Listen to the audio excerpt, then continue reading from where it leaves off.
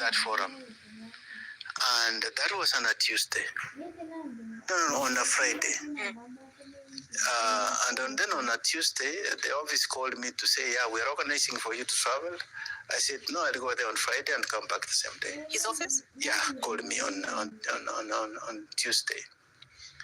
Then on Wednesday to wake up to this news. So in brief, that's the kind of encounter I've had. But of course, also in the campaign to be chairperson of the African Union, I was involved, but in a very peripheral manner, because having served there as deputy, I couldn't have been seen to be campaigning very hard because that would be a minus for him, because people would argue that Kenya was occupying this position and you also want to occupy, at a high level, the same position, kind of. And so, but someone I worked with, as a matter of fact, who was chief of staff with us, was in the campaign. And I also accompanied to Ethiopia when there was that debate, but working from the background. And so I've interacted with him. I know him very well. And he's somebody that has allowed. Somebody was giving someone one time saying, sometimes there are people living with pain in their life, but you don't see it on their face. I respect that person. If you think of his life from 1982 up to now, he was either in detention, losing election, or sick of some sort. He is really a tenacious person who lives pain and agony in many aspects of his life. But he walked. When you sat together, was full of history. He knew many things, and I liked what President Samia said when she sent a message of condolences. She described him as mwanajumuiya wa Africa, a Pan-Africanist. That's how I see him, and you could see his blood as a Pan-Africanist, his passion and his commitment. But I think this country will remember him for two things. First, for multipartyism, and second, for constitutionalism. So that is the man that I knew. Multipartyism and constitutionalism. In your opening remarks, you said he was a towering figure. In your view, one of the ladies today described him as the president we never had. Yes. Was he every inch the statesman? I mean, in all of our moments that we might slip from here to there, but I would say yes. This is a man, when you look at the big picture, who lived with that vision of seeing a Kenya where there was freedom to speak, freedom to associate, and also to have a country that left no one behind.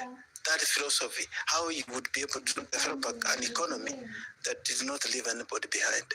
So I saw him as a statesperson. In any case, if you look at the large part of his life, Kenya was larger than him. At the end of the day, he could see that it is better for the country to remain and be peaceful than for him to be able to assume the presidency. And that is the person I saw in him. Would you say perhaps he was African first and Kenyan second? And then I ask that because, of the remarks you made reference to by Samia Suluhu, Hassan as Mwanajumuiya. For me, I always say, perhaps he belongs to the same, I belong to the same group as he is. I always call myself a Pan-Africanist of Kenyan origin. So I always see myself as an African first of Kenyan origin. And that's how he was. That's how he carried it. And that's our affinity. So you talked about how, the 1982 attempted coup and he went into detention. But had you started with the preferential trade, the Comesa Precursor, PTO? PTA, yes. I left in January 1983. Okay. So yes, when he was arrested, I was still in government. And in fact, I remember That coup happened on a Saturday morning.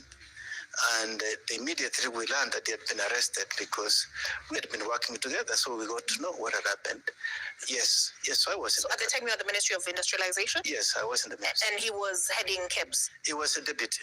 Oh, okay, he was deputy at KEBS. Yes. So what were your interactions with, what were your impressions of him at that time? Of course, for departments, so I was already senior in the ministry. In fact, by the time I was leaving, I was heading the department that was known as, in the industrial department. And so being in KEBS worked with the Department of Industry a lot. So we got to know each other, senior officers and the rest, through that interaction. So, what did you call each other? No.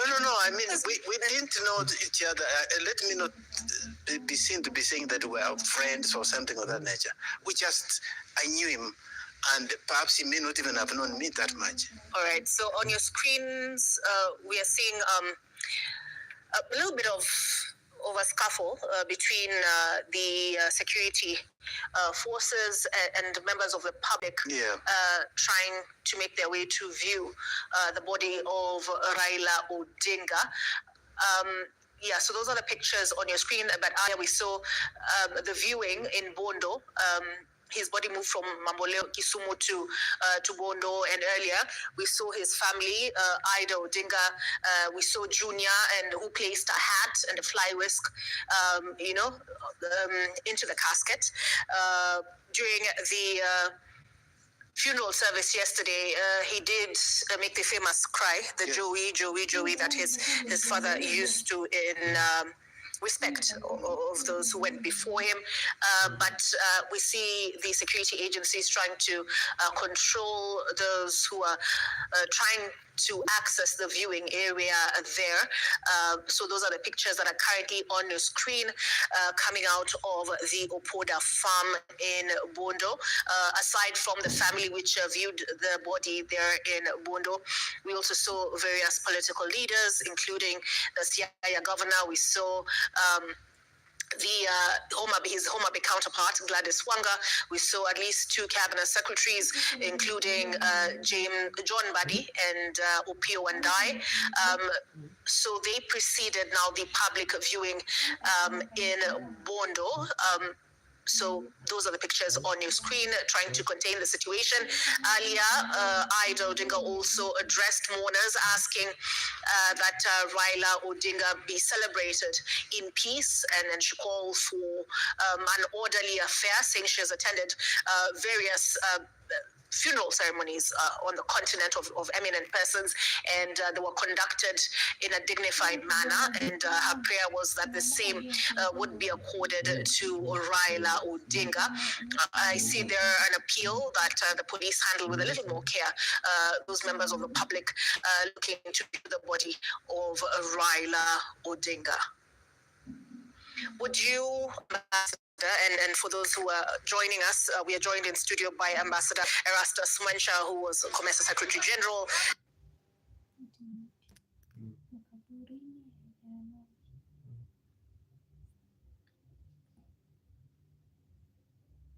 And also former deputy chair of the Africa Union Commission, who worked with Raila Odinga when he was at the Ministry of Industrialization, and also engaged him in his capacity at COMESA at the AU as well, and he's sharing his experiences.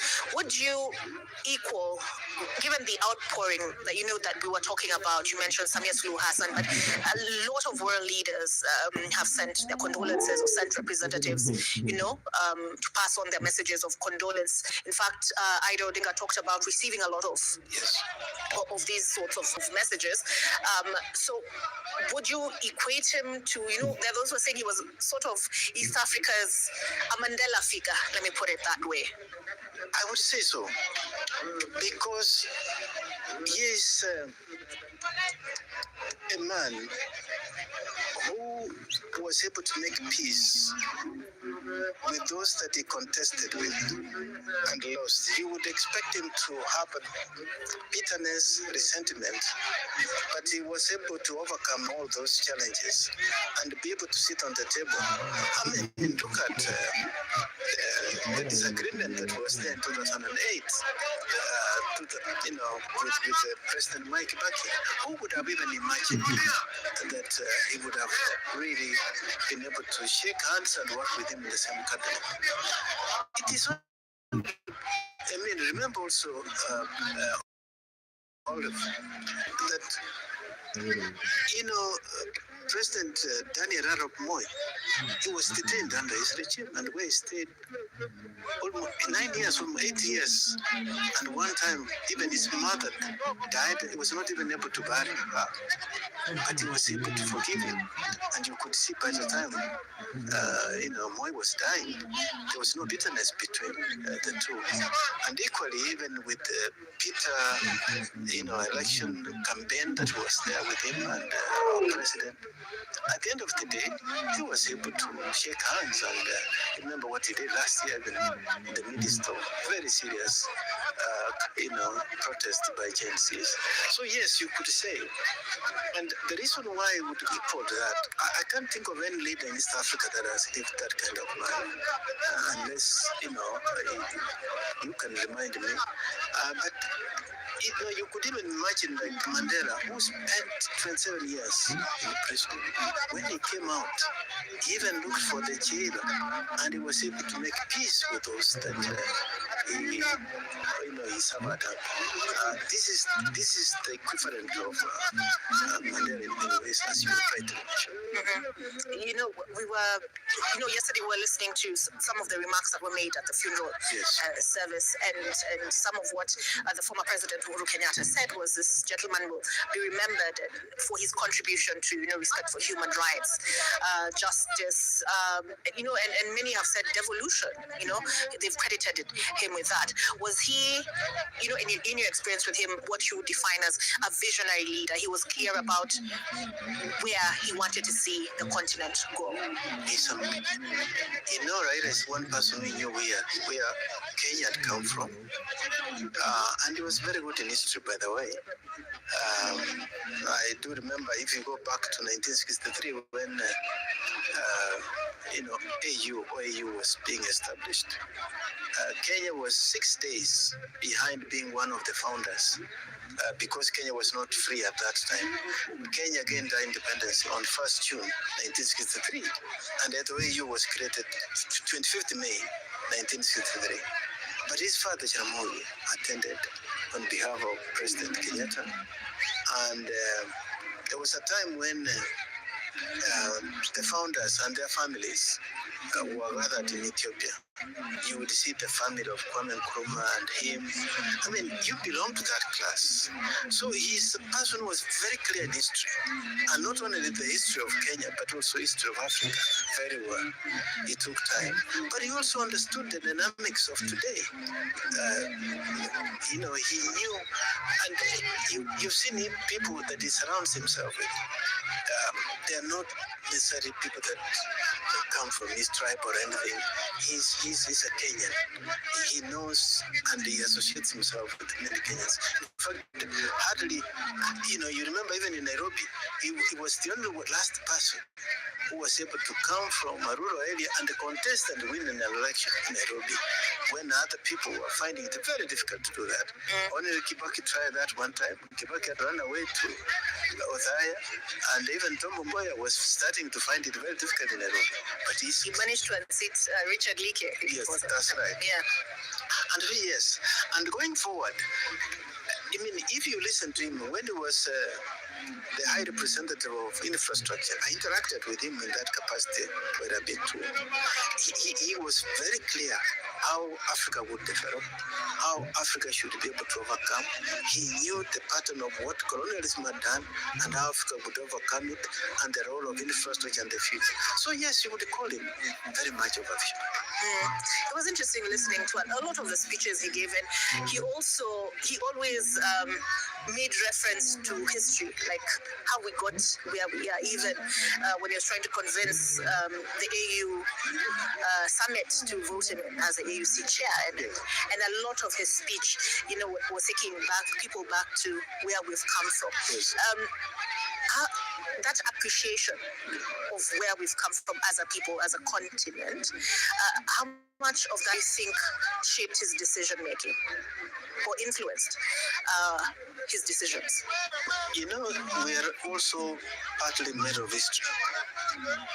And as a matter of fact, I go to church on Sabbath, and today's lesson we were reading about memories of grace. It is always good to record your history. It helps. Somebody was just telling us in that regard that there are people who have been able to diarize their life and document it on a day-by-day basis. And at the end of the day, when you construct who this person was, so nobody will be able to know you if they don't know your history. And they say if you don't have history, then you have no foundation. The question you asked always, how much that was able to influence in the decision making? The one other aspect that you should perhaps know, he was never in a hurry to take a decision. It was not one person who said anything hastily. And when he didn't have anything to say, he would either keep quiet or just simply say something but tell you nothing. But to allow time to reveal to him what he should tell you. And so that's the wisdom he had. With the past, very well documented, and for the future, which he was able to do. When you remember history, you always know how was this thing solved, and that helps you make your today conclusions.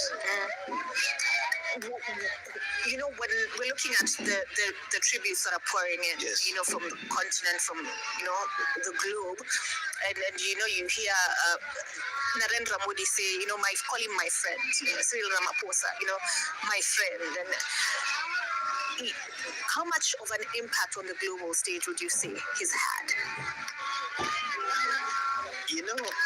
Kenya, first of all, is a beacon, what one can say, of hope in Africa. Among, you would say, 6-7 strong economies in Africa. Kenya is one of them. And anything that happens in Kenya reverberates around the world. Kenya very strongly, whether in Europe, with our strong bond with UK and the rest, and history behind it, with US. Don't forget Barack Obama having been a Kenyan, put Kenya on the map and all that. But also instances like what happened in 2008 and the rest, with the bad history and the good history of Kenya. And so he has friends, and he had that capacity to develop friendship. That's why when he was campaigning for the position of the chairperson of African Union, I was personally happy to campaign for him. Of course, in my mind, I knew this was going to be a very difficult campaign, given the fact that they changed the rules, unlike when it was there. The element of rotation had been coming. And those who were changing the rules, I knew where they were going. Although Kenya supported that change, and I remember telling the Kenyan delegation in Addis Ababa, you wouldn't have supported this, because now you put yourself in a straitjacket. You lost.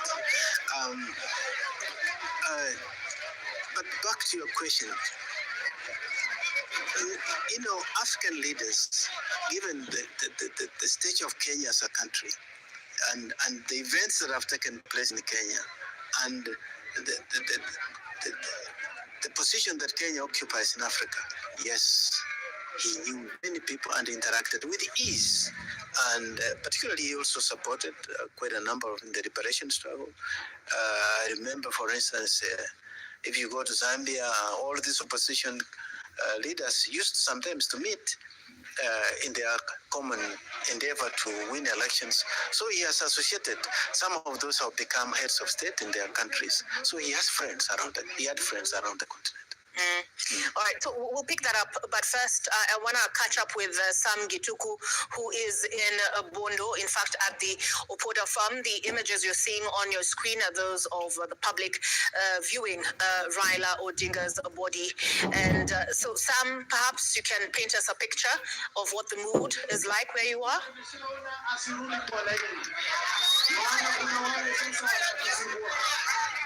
Right. Thank you, Olive. What a day it has been here at the Opoda farms. Very many people that have come here. Of course, earlier on, we knew the plans would be that once the body of Raila Odinga arrives back at the Opoda farm, it will be taken to the home. But of course, that was changed because of the numbers that had built around the home. Very many young people had come knowing that the body would make the stream, rather would take the road all the way to the home.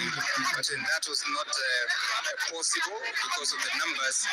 The decision was made that the body would first be viewed in a ground that was prepared from the day before yesterday. It is still within the Opoda farm, but it's an area that was just an empty shamba, now graded, and now that's why you see the people that have come here to view that body.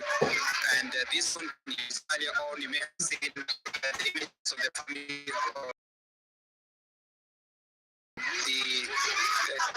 the wife.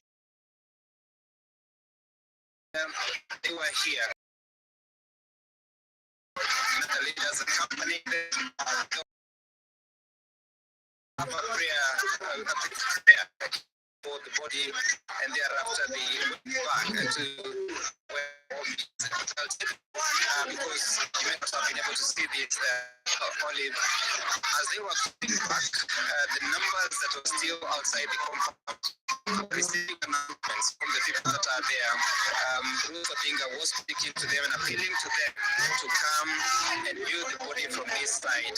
Obviously, to sort of even manage the expectations of the people that are there, because you would imagine what would happen for the body to be taken to their home. They are to cut the clips of the body itself procession. And so what it's saying is activity here. Security officers from the new coming to that help to make sure that this process continues as much as possible. And of course, we're also seeing the members managing the expectations, and we also times that viewing will continue for time, because by taking the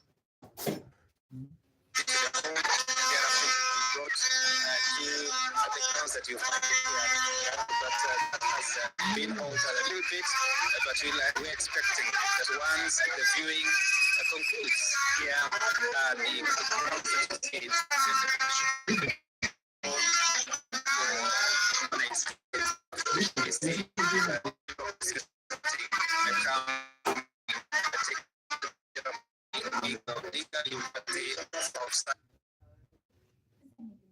and technology, so that the funeral service can be conducted there. So very many expectations that you've seen here. The people that want to eat the routing